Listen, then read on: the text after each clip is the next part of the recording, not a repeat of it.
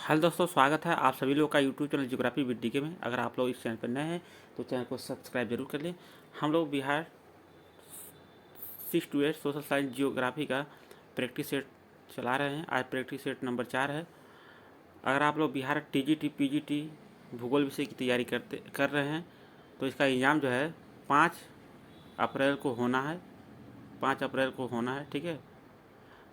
अगर आप लोग तैयारी कर रहे हैं तो उसके लिए प्रैक्टिस सेट और अगर नोट्स प्राप्त करना चाहते हैं कुछ मिनिमम चार्ज के साथ, तो आप लोग 7054351253 मोबाइल नंबर पर मैसेज करके, यानी इस नंबर पर मैसेज करके वहाँ से प्राप्त कर सकते हैं।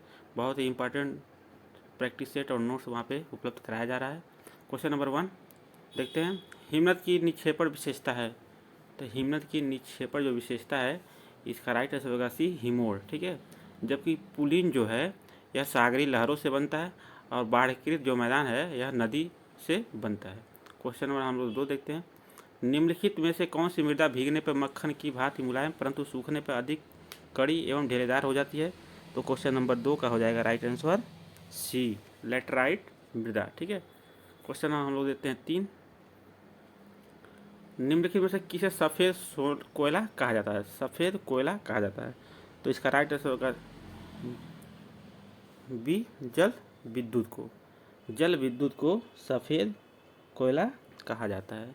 देखिए, ये सारे जो क्वेश्चन हैं एनसीईआरटी कक्षा 6 से 8, कुछ क्वेश्चन इसमें 9 के भी हैं और कुछ क्वेश्चन 10 के भी हैं, यानी कक्षा 6 से 10 तक के बीच के क्वेश्चन है। अधिकतर क्वेश्चन जो है कक्षा 6 से 8 के बीच में है। कुछ क्वेश्चन 2 4 5 क्वेश्चन कक्षा आपको 10 और 9 के भी देखने को इसमें मिलेंगे, क्योंकि जो बीपीएससी एग्जाम करा रही है 6 से 8 वाला, अगर आप लोग प्रीवियस ईयर पेपर देखे होंगे तो सारे क्वेश्चन उसके कक्षा 9 से ही थे, ठीक है। कुछ क्वेश्चन 8 के थे। क्वेश्चन नंबर 4 देते हैं। भारत में ऑपरेशन फ्लड कार्यक्रम की शुरुआत कब हुई थी? तो यह 1970 ईस्वी में हुई थी। क्वेश्चन नंबर हम लोग 5 देते हैं। निम्नलिखित में से कौन सी एक नगरीय बस्तियों की मुख्य आर्थिक क्रिया है?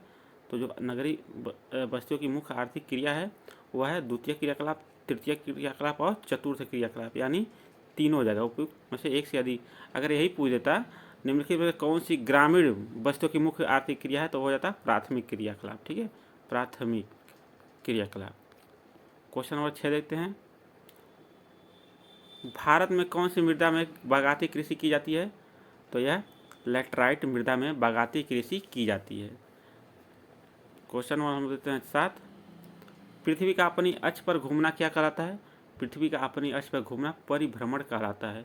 और जब पृथ्वी सूर्य का चक्कर लगाती है तो उसको कहते हैं परिक्रमण, यानी पृथ्वी अपने अक्ष पे ही घूम रही है तो यह परिभ्रमण, और घूमते घूमते यह सूर्य की भी चक्कर लगा रही है तो हो जाएगा परिक्रमण। क्वेश्चन नंबर हम लोग देते हैं 8। अनवीकरण संसाधन होते हैं।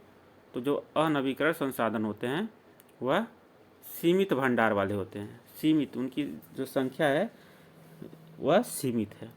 क्वेश्चन नंबर हम लोग देते हैं को संख्या और मात्रा जिसकी जो है सीमित है, यानी एक निश्चित समय में यह सब खत्म हो जाते हैं, जैसे कोयला, पेट्रोलियम, ठीक है, ये सब चीज़ें। Question number 9। निम्नलिखित में से कौन सा कारक मृदा निर्माण से संबंधित है? तो मृदा निर्माण से संबंधित जो कारक है वह है समय और जैव पदार्थ मृदा का, ठीक है। ये सब तीन हो जाएगा, उपयुक्त में से एक से अधिक। क्वेश्चन नंबर हम लोग देते हैं 10। निम्नलिखित में से किसे काला सोना कहा जाता है? तो काला सोना किसे कहा जाता है? तो काला सोना कहा जाता है पेट्रोलियम को काला सोना कहा जाता है। क्वेश्चन नंबर हम लोग देते हैं 11। निम्नलिखित में से कौन संपीड़ित प्राकृतिक गैस एक प्रचलित पर्यावरण हितैषी ऑटोमोबाइल ईंधन है? तो यह है सीएनजी। क्वेश्चन नंबर हम लोग देते हैं 12। निम्नलिखित में से कौन अंतर्हित धूप के रूप में जाना जाता है? तो कोयला जो है यह अंतर्हित धूप के रूप में जाना जाता है। Question number 13। विश्व का पहला जल विद्युत उत्पन्न करने वाला देश है? तो यह नॉर्वे। नॉर्वे जो है विश्व का पहला जल विद्युत उत्पन्न करने वाला देश है। क्वेश्चन नंबर हम लोग देते हैं 14। भारत में भूतापीय ऊर्जा संयंत्र स्थापित है? तो यह है मणिकरण, बी है पूगा घाटी, सी है सह्याद्री। तो इसका राइट आंसर है डी, उपयुक्त में से एक से अधिक, यानी मणिकरण और पूगा घाटी दोनों। क्वेश्चन नंबर हम लोग देते हैं 15। सेरी कल्चर संबंधित है? तो जो सेरी कल्चर है यह रेशम उत्पादन से संबंधित है, जबकि बीटी कल्चर, अंगूर उत्पादन, पीसी कल्चर। ठीक है। क्वेश्चन नंबर 16, वायुमंडल की सबसे महत्वपूर्ण परत है। तो वायुमंडल की सबसे जो महत्वपूर्ण परत है वह है क्षोभ मंडल। ठीक है। क्षोभ मंडल में ही समस्त प्रकार की मौसम संबंधी दशाएं होती है, इसलिए यह मानव या सभी जीव जंतुओं के लिए सबसे महत्वपूर्ण परत होती है क्षोभ मंडल। क्वेश्चन नंबर हम लोग देते हैं 17, सामान्यतः गर्म महासागरीय धाराएं उत्पन्न होती हैं। तो जो गर्म महासागरीय धाराएं उत्पन्न होती हैं वह विषुवत रेखा के निकट। अगर पूछ देता ठंडी महासागरीय धाराएं उत्पन्न होती हैं तो हो जाता है विषुवत रेखा के यानी ध्रुवों के निकट। ठंडी महासागरीय धाराएं वह ध्रुव के निकट और गर्म महासागरीय धाराएं वह विषुवत रेखा के निकट। क्वेश्चन नंबर हम लोग देते हैं 18, देवदार एवं फर किस प्रकार के वृक्ष हैं। तो यह शंकुधारी वृक्ष हैं। ठीक है। क्वेश्चन नंबर हम देते हैं 19, सहारा मरुस्थल अफ्रीका के किस भाग में स्थित है। तो सहारा जो मरुस्थल है यह अफ्रीका के उत्तरी भाग में स्थित है। यह विश्व का सबसे बड़ा गर्म मरुस्थल है। क्वेश्चन नंबर 20 देते हैं, पृथ्वी के आयतन का कितना प्रतिशत परपट्टी का हिस्सा है। तो यह मात्र 1% पृथ्वी के आयतन का परपट्टी का हिस्सा है, यानी पृथ्वी को 3 परतों में बांटा गया है। ठीक। सबसे ऊपरी परत जो है यह है भूपरपट्टी और बीच वाला मेटल और नीचे वाला कोर। तो परपट्टी ऊपरी परत जो है पृथ्वी के समस्त आयतन का मात्र 1% है। ठीक है। क्वेश्चन नंबर 21, सोना, पेट्रोलियम एवं कोयला किसके उदाहरण हैं। ए है सेल, बी है खनिज, सी है जीवाश्म, डी है एक सदी, ई इनमें से कोई नहीं। तो इसका राइट आंसर होगा बी खनिज है। सोना, पेट्रोलियम एवं कोयला ये सब क्या है, तीनों खनिज हैं। अगर सोना यहाँ नहीं रहता तो एक ये हो जाता है डी, खनिज और जीवाश्म दोनों हो जाता है। ठीक है। लेकिन सोना है तो यह सोना तो जीवाश्म है नहीं। ठीक। क्वेश्चन नंबर 22, वर्तमान समय में भारत में कुल विद्युत उत्पादन का लगभग कितना प्रतिशत भाग जल विद्युत से प्राप्त होता है। तो यह होता है 22% भाग जल विद्युत से प्राप्त हो जाता है। कुछ लोग बोलते हैं बहुत आसान क्वेश्चन है। ठीक है। बच्चों वाला क्वेश्चन है, तो बच्चों वाला ही क्वेश्चन पूछा जाता है एग्जाम में, और जब आप नहीं पढ़े रहेंगे गलत हो जाएगा, तब फेल होके आएंगे तब पता चलेगा। क्वेश्चन नंबर 23, कर्तन दहर कृषि प्रणाली को खील नाम से जाना जाता है। यह है दक्षिण पूर्वी राजस्थान, बी है हिमालय क्षेत्र, सी है उत्तर पूर्वी प्रदेश। तो इसका राइट आंसर होगा बी, हिमालयन क्षेत्र को। ठीक है। कर्तन दहन कृषि को हिमालयन क्षेत्र में खील नाम से जाना जाता है। क्वेश्चन नंबर 24, कपास की कृषि के लिए आवश्यक दशाएं नहीं हैं।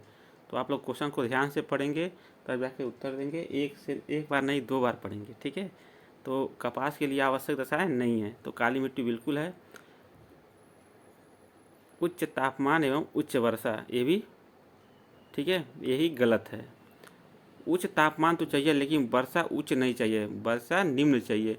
अगर ज़्यादा वर्षा होगी तो कपास का उत्पादन नहीं हो पाएगा। ठीक है। तो जो कपास के फूल होते हैं वो वर्षा के कारण ख़राब हो जाएंगे। तो उच्च तापमान चाहिए लेकिन वर्षा क्या चाहिए, निम्न चाहिए, कम वर्षा चाहिए। सिंचाई के द्वारा उसमें जल की पूर्ति की जाती है। इसीलिए कपास देखते होंगे जहाँ पे उष्णकटिबंधीय है, ठीक है, मानसूनी प्रकार की जलवायु होती है वहीं पे कपास उत्पन्न होता है। आर्द्र वाले प्रदेशों में नहीं उत्पन्न होता है। 210 दिन पाला रहित दिन खिली धूप, ये बिल्कुल सही है। तो यानी कौन सा सही नहीं है, तो बी सही नहीं है। उच्च तापमान तो चाहिए, वर्षा क्या चाहिए, निम्न वर्षा चाहिए। उच्च वर्षा नहीं चाहिए, निम्न वर्षा चाहिए, कम वर्षा चाहिए। क्वेश्चन नंबर 25, निम्नलिखित में से कौन लौह धातु है। लौह धातु, ए है मैग्नीज, बी है कोबाल्ट, सी है लौह अयस्क, डी है उपयुक्त में से एक से अधिक। यह इनमें से कोई नहीं। तो इसका राइट आंसर होगा डी, उपयुक्त में से एक से अधिक। मैग्नीज, कोबाल्ट और लौह अयस्क तीनों जो है लौह धातुएं हैं। ठीक है। क्वेश्चन नंबर हम लोग देते हैं 26, निम्नलिखित में से कौन सा तांबा उत्पादन के लिए जाना जाता है। ए है बालाघाट, बी है खेतड़ी, सी है बेलाडीला, डी है एक सदी, ई इनमें से कोई नहीं। तो बालाघाट और खेतड़ी दोनों तांबा के लिए जाना जाता है, तो इसलिए इसका राइट आंसर होगा डी, उपयुक्त में से एक से अधिक। जबकि जो बेलाडीला है यह लौह अयस्क के लिए जाना जाता है, लौह अयस्क के लिए। ठीक। क्वेश्चन नंबर 27, वर्तमान शताब्दी का ईंधन है। तो जो वर्तमान शताब्दी का ईंधन है वह है प्राकृतिक गैस है। क्वेश्चन नंबर 28, भारत का पहला सफल सूती वस्त्र उद्योग स्थापित किया गया था। तो यह 1854 में मुंबई में स्थापित किया गया था। क्वेश्चन नंबर 29, भारत का पहला सीमेंट उद्योग 1904 में स्थापित किया गया था। तो यह चेन्नई में स्थापित किया गया था। क्वेश्चन नंबर 30, जल प्रदूषण के प्रमुख कारक है। तो ए है तेल शोधनशालाएँ, बी है रसायन उद्योग, सी है कागज उद्योग, डी है एक से अधिक, ई में से कोई नहीं। तो इसका राइट आंसर होगा डी, उपयुक्त में से एक से अधिक। यानी तेल शोधन, सलाय, रसायन उद्योग और कागज उद्योग तीनों से जल प्रदूषक होता है। क्वेश्चन नंबर 31, भारत का कौन सा इलेक्ट्रॉनिक राजधानी के रूप में उभरा है? तो इसका राइट आंसर होगा सी, बेंगलोर इलेक्ट्रॉनिक राजधानी के रूप में उभरा है। ठीक है, क्वेश्चन नंबर 31 का हो जाएगा सी। क्वेश्चन नंबर 32, निम्न में से कौन सी एजेंसी सार्वजनिक क्षेत्र में स्टील को बाजार में उपलब्ध कराती है? तो यह सेल कंपनी स्टील को बाजार में उपलब्ध कराती है। क्वेश्चन नंबर 33, भारत का प्राचीनतम कृत्रिम पत्तन है? तो यह है चेन्नई भारत का प्राचीनतम पत्तन है, जबकि मुंबई जो है भारत का सबसे बड़ा प्राकृतिक बंदरगाह है। ठीक है, और सबसे गहरा बंदरगाह अगर देखा जाए तो आपका विशाखापत्तनम है, सबसे सुरक्षित बंदरगाह भी वही है। क्वेश्चन नंबर 34, निम्नलिखित में से परिवहन का कौन सा साधन वहनांतरण हानियों तथा देरी को घटाता है? तो इसका राइट आंसर होगा B, pipeline. Question number 35, निम्नलिखित में से कौन सा संसाधन को निर्धारित नहीं करता है? संसाधन को निर्धारित नहीं करता है। ए है उपयोगिता, बी है मूल्य, सी है मात्रा, डी है एक से अधिक, ई है इनमें से कोई नहीं। तो देखिए यहाँ पे नहीं है पूछ रहा है, करता है। ठीक है, तो जो मूल्य है, सॉरी मात्रा जो है यह संसाधन को निर्धारित नहीं करता है। उपयोगिता और मूल्य संसाधन को निर्धारित करते हैं, जबकि मात्रा निर्धारित नहीं करता है। क्वेश्चन नंबर 36, तटीय प्रदेशों और शुष्क प्रदेशों में मृदा अपरदन को रोकने के लिए सर्वाधिक उपयुक्त है? तो यह है रक्षक मेखला, रक्षक मेखला इसका राइट आंसर होगा। क्वेश्चन नंबर 37, किस देश में कोई ज्ञात खनिज निक्षेप नहीं है? किस देश में कोई ज्ञात खनिज निक्षेप नहीं है? तो इसका राइट आंसर होगा बी, स्विट्जरलैंड में अभी तक कोई ज्ञात खनिज का निक्षेप नहीं पाया गया है। क्वेश्चन नंबर 38, जनसंख्या पिरामिड है? यह है जनसंख्या का आयु लिंग संगठन का आलेखी निरूपण। बी है जब किसी क्षेत्र का जनघनत्व इतना बढ़ जाता है कि लोग ऊंची इमारतों में रहते हैं। सी है बड़े नगरीय क्षेत्रों में जनसंख्या का वितरण प्रतिरूप। डी है एक से अधिक, ई है में से कोई नहीं। तो इसका राइट आंसर होगा ए, जनसंख्या जो पिरामिड है यह है जनसंख्या का आय लिंग संगठन का आलेखी निरूपण है। क्वेश्चन नंबर 39, 2011 की जनगणना के अनुसार एक साक्षर व्यक्ति वह है? इसका राइट आंसर होगा सी, जिसकी उम्र 7 वर्ष है तथा वह किसी भी भाषा को समझ के साथ पढ़ एवं लिख सकता है। लास्ट क्वेश्चन देखते हैं, क्वेश्चन नंबर 40, इनमें से भारत के किस राज्य में बाढ़ सबसे अधिक आती है? तो इसका राइट आंसर होगा सी, असम में सबसे अधिक बाढ़ आती है। बहुत सारे लोगों को भ्रम रहता है बिहार। ठीक है, यह इसका राइट आंसर होगा असम। जब आप प्राकृतिक आपदाएँ पढ़ेंगे तो वहाँ पर आप लोगों को दिया है। तो ये था बीपीएससी जो 15 तारीख को सोशल साइंस 6 to 8 का एग्जाम होने वाला है। भूगोल विषय का 40 क्वेश्चन का प्रैक्टिस सेट था। अगर आप लोग चैनल पर नए हैं, चैनल को सब्सक्राइब जरूर करें। अगर आप लोग बिहार पीजीटी टीजीटी भूगोल विषय की तैयारी कर रहे हैं तो उसका एग्ज़ाम भी 5 अप्रैल को ठीक है होगा। 99.99% पक्का है, उसी दिन होगा।